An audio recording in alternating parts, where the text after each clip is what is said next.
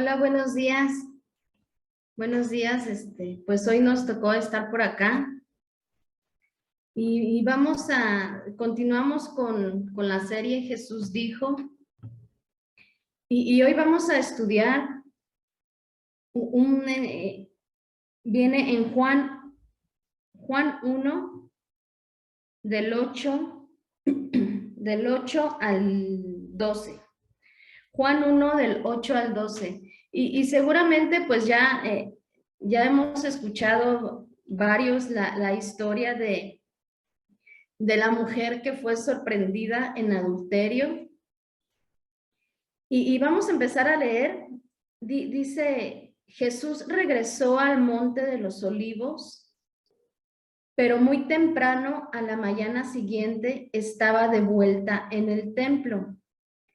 Pronto se juntó una multitud y él se sentó a enseñarles.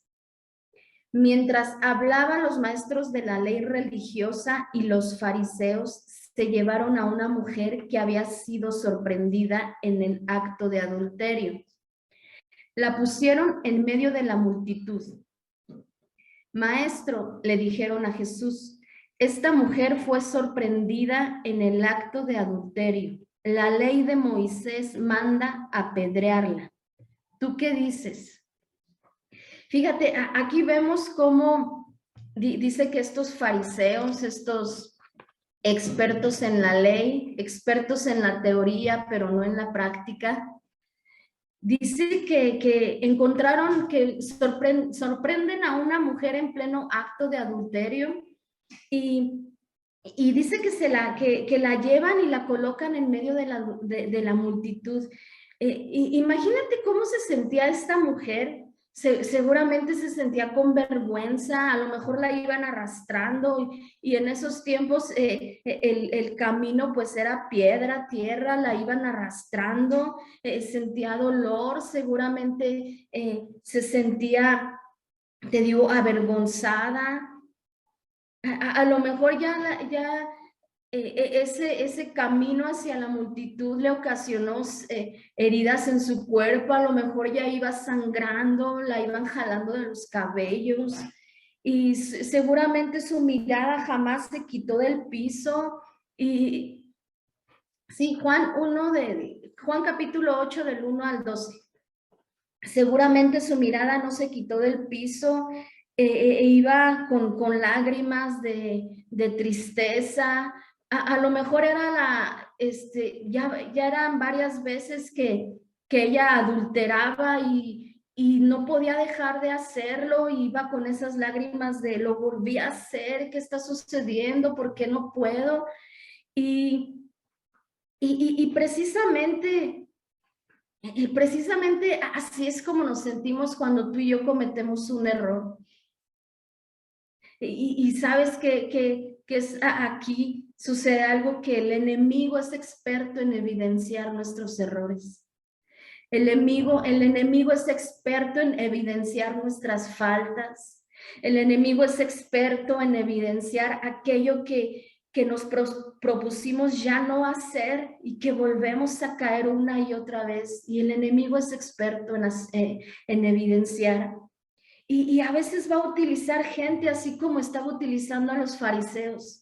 Va a utilizar gente para evidenciar esas debilidades, para evidenciar esos pecados, esos errores. Y el principal objetivo también de estos fariseos era que le querían tender una trampa a Jesús. Te decía yo al inicio que esta clase de gente sabe mucho, es experta en teoría, pero al momento de poner a la práctica, las cosas cambian. Querían ponerle a Jesús una encrucijada. Querían como, a ver, Señor, ¿qué vas a hacer tú? Es como, vamos, y ahorita te voy a explicar más, pero antes dice, Primera de Juan 3:8, dice la palabra que Jesús vino a abolir esas maquinaciones del diablo. Yo te decía que el enemigo siempre va a querer estar evidenciando el pecado, nuestro error, pero caso contrario, Jesús vino a abolir esas maquinaciones del enemigo. Jesús vino a deshacer los planes que el enemigo quiere levantar. Y el enemigo para el enemigo es fácil levantar planes usando nuestro propio pecado. Para él es fácil tenderle trampa a Jesús evidenciando nuestro propio pecado.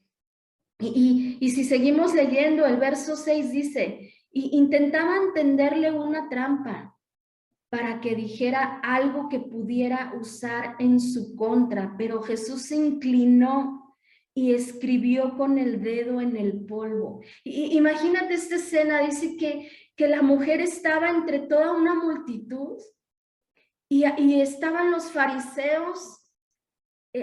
Versos antes dice que la ley de Moisés mandaba apedrear a gente que estaba, que era sorprendida en adulterio. Yo me imagino que toda la multitud, esta mujer en el centro, toda arrastrada, toda golpeada, toda herida, y enfrente de ella esos fariseos en fila, esos fariseos con esa piedra en la mano, esperando el tiempo para aventarla hacia la mujer.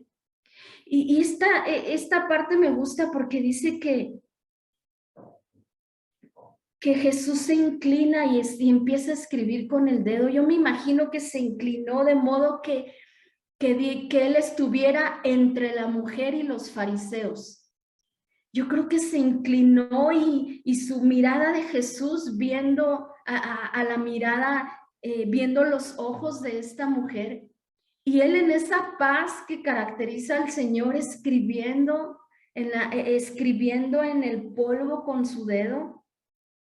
Y sabes, yo qué me imagino aquí, no sé qué más cosas se puedan imaginar ustedes, pero yo me imagino que en esta parte Jesús comenzó a tener un diálogo con Dios. Jesús comenzó, es como si le estuviera diciendo a Dios, a ver papá, ellos tienen razón, la ley dice que el castigo para el adulterio es arrojar una piedra. Ellos tienen razón, no estoy diciendo que no la tengan, pero también te recuerdo, papá, que yo vine a hacer, que yo vine para cumplir, que sí yo vine a cumplir la ley, no estoy en contra de eso, pero te recuerdo que yo soy el destino profético para este mundo. Te recuerdo que derramaré mi sangre por sus pecados de ella. Te recuerdo que van a traspasar mi cuerpo por sus pecados de ella. Te recuerdo, Señor, que voy a ser escupido, que voy a ser lacerado, que van a colocar en mi cabeza una corona de espinos por el pecado que está cometiendo esta mujer en este momento. Y yo creo que él seguía teniendo ese diálogo con Dios como ese intercesor. Porque cuando tú y yo cometemos esos errores que nos hacen que caemos una y otra vez, yo estoy segura que Dios está intercediendo con el Padre para presentarnos limpios. Y es lo que yo creo que es lo que estaba haciendo Jesús. Él estaba en sus pensamientos, en su corazón, en sus pensamientos, dialogando con Dios. Estaba intercediendo a favor de ella. Yo me imagino que se puso en una posición de tal modo que si caía una piedra le cayera a Jesús y no a la mujer. Y yo creo que siempre Jesús está intercediendo con todas sus fuerzas para que tú y yo no seamos golpeados, para que las consecuencias del pecado no golpeen nuestro ser.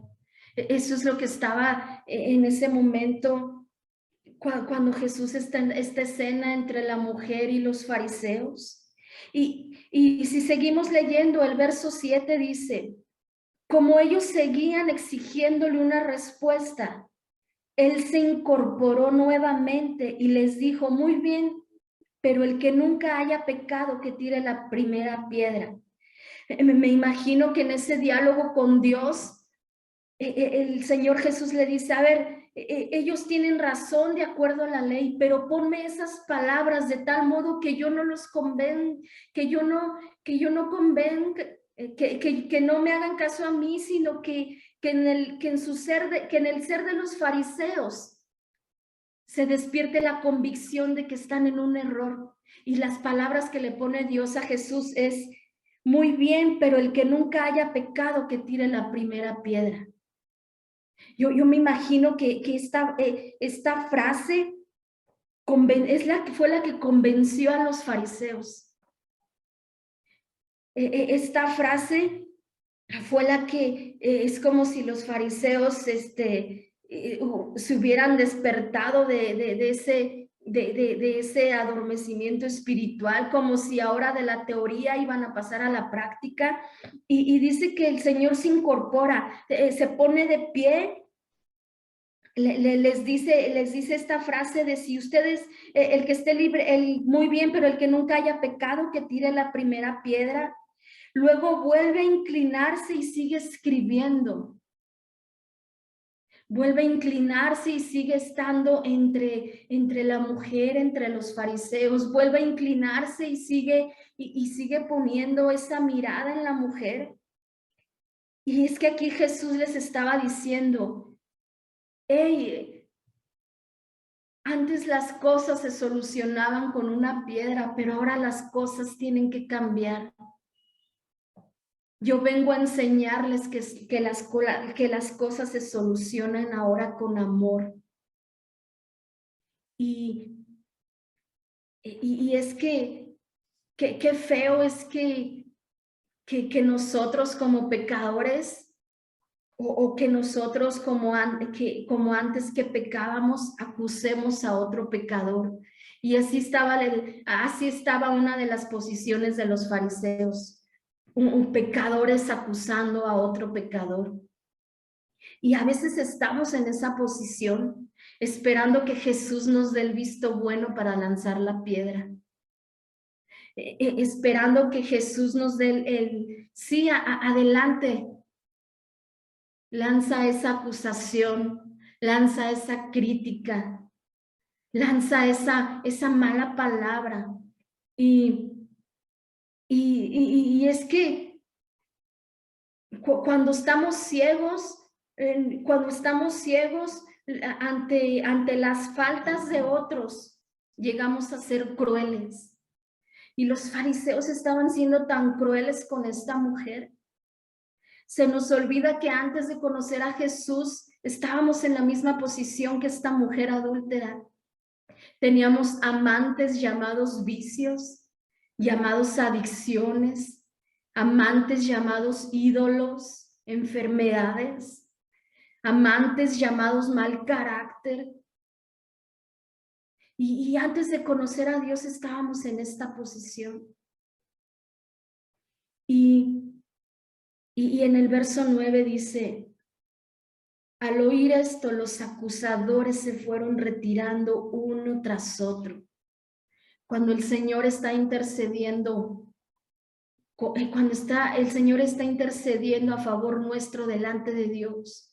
Acuérdate que Jesús nos presenta ante Dios limpios. Antes de que Dios nos vea, Dios nos ve a través de Jesús.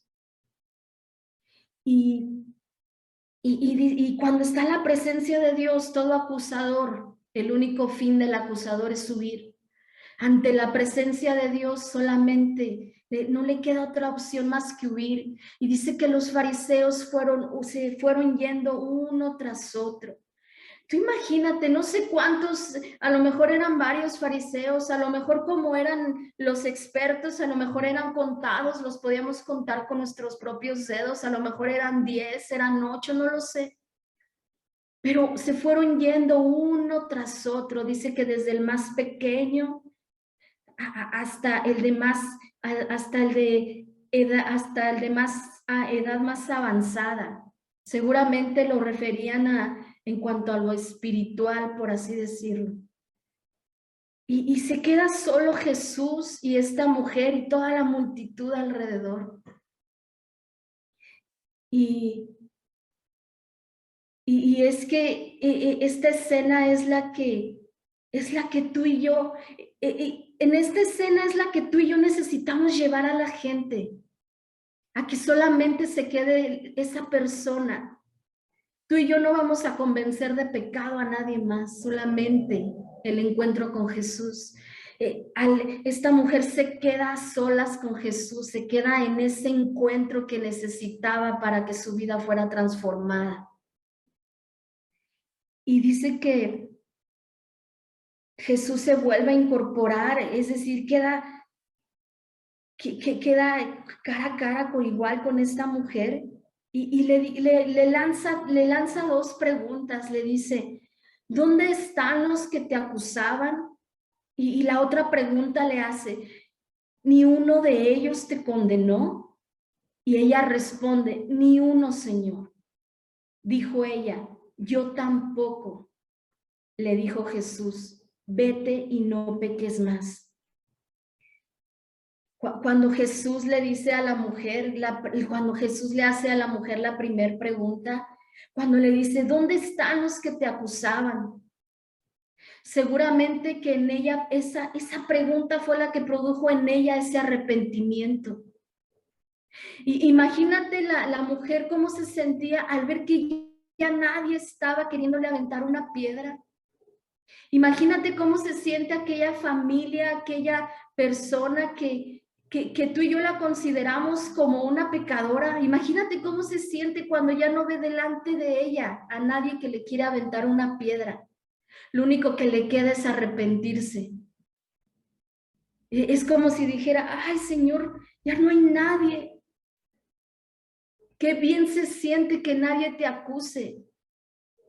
Y despertó en su ser de esta mujer esa convicción de arrepentirse, ese arrepentimiento genuino, que no lo logra una piedra. La piedra no logra un arrepentimiento. Nuestra crítica no logra un arrepentimiento. Nuestro juicio, nuestras suposiciones, eso no logra un arrepentimiento. Lo que le produjo a esta mujer es que ver que delante de ella no había nadie que la acusaba. Y imagínate, pasó de estar rodeada de una multitud a solamente estar con Jesús y que todas las piedras cayeron al piso y no a ella. La llevaron a un arrepentimiento. Y cuando el Señor Jesús le hace la segunda pregunta, ¿ni uno de ellos te condenó? Y ella dice, sí, ninguno. Aquí seguramente el temor que le quedaba a ella, el temor a morir, porque iba a morir. Después de tantas piedras seguramente iba a quedar inconsciente, a lo mejor iba a ser a la primer piedra que le hubieran dado en alguna parte de su cabeza y que en ese momento iba a morir repentinamente. Y cuando el Señor le dice, ni uno de ellos te condenó, y ella dice, sí, ninguno, el temor a morir se le quitó a esta mujer. El temor a morir de una manera brutal se le quitó. Recuerda que el pecado produce muerte. Este temor de morir de esta mujer le fue quitado, es decir, esa separación le fue quitada de Jesús y se hizo una con Jesús. Y su vida, y cuando Jesús le dice a esta mujer y Jesús termina este diálogo con esta mujer, le dice, yo tampoco te condeno. Seguramente aquí fue cuando la mujer experimentó el perdón de Dios.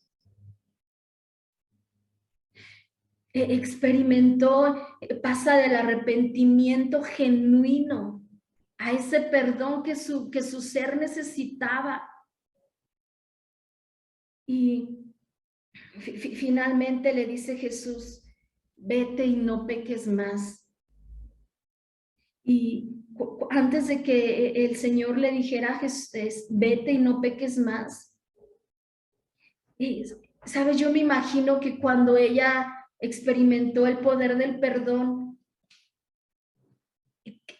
su propósito en ella volvió, es como si hubiera estado dormido, su propósito en ella volvió a despertar.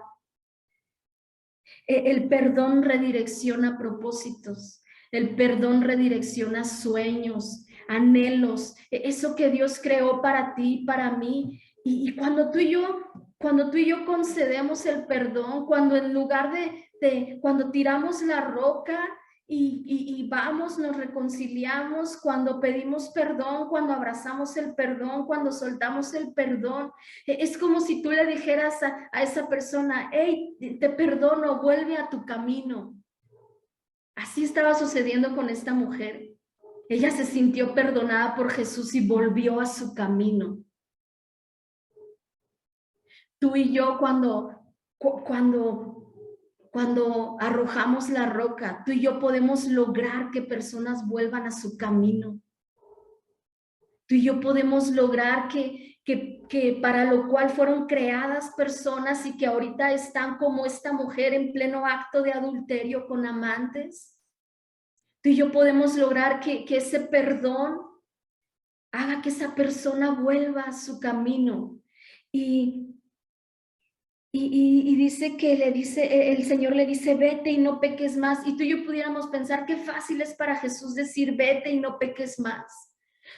Imagínate cómo era el contexto de esta escena, porque segundos antes, minutos antes, todos decían que esta mujer era una adúltera, era una pecadora, era lo peor, era una sucia, era lo que tú quieras ponerle al pecado. Y que ahora, minutos después, ella de la nada ya tiene que volver a su camino. Seguramente no fue fácil para la mujer, pero cuando tú y yo abrazamos el perdón, después de cometer esos errores una y otra vez, cuando abrazas ese arrepentimiento genuino, ese perdón, dice 2 Corintios 12:9, y me ha dicho, te basta mi gracia porque mi poder se perfecciona en la debilidad. Seguramente no va a ser fácil después de tener una vida como esta mujer, regresar al camino. Pero la palabra de Dios dice que su gracia nos basta. Cuando vengan esos pensamientos de que quieren que a lo mejor vuelvas a cosas que ya habías dejado de hacer,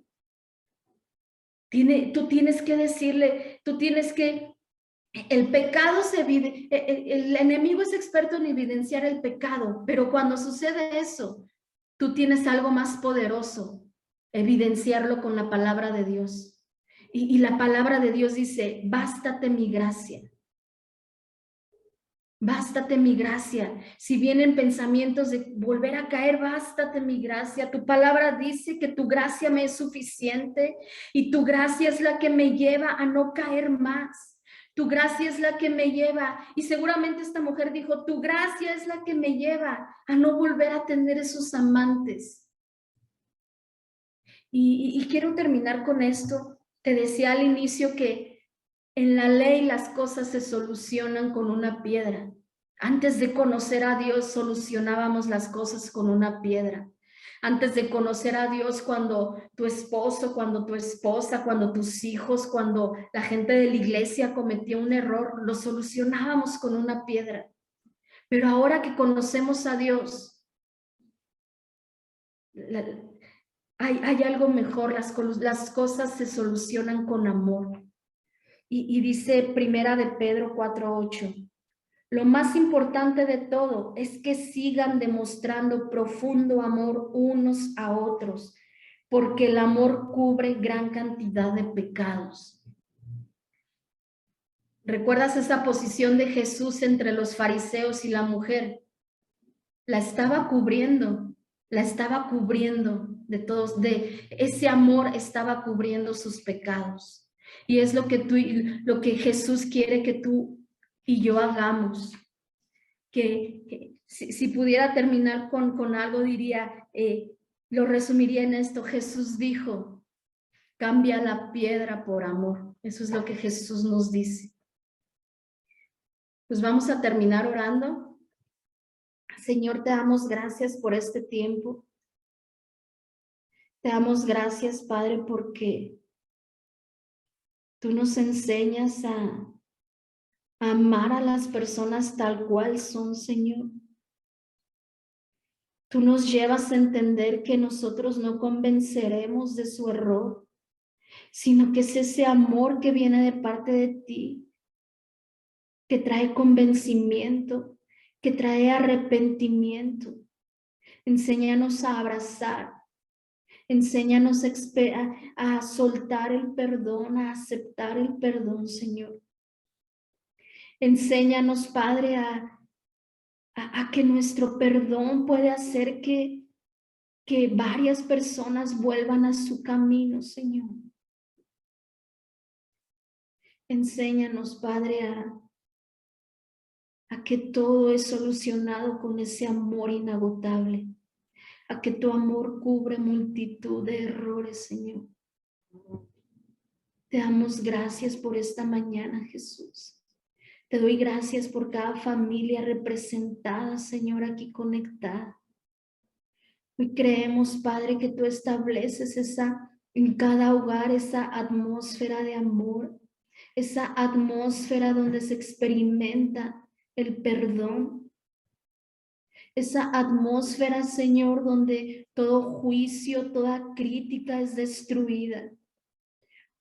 Hoy desechamos toda evidencia, Señor, que el diablo ha querido levantar y establecemos, Padre, esa evidencia que es tu palabra. Hoy creemos que es tu Espíritu Santo que habla esas verdades a nuestro espíritu, esas verdades escritas en tu palabra, Señor. Te damos tantas gracias por esta mañana, Padre, en el nombre de Jesús. Amén y amén. Amén, amén.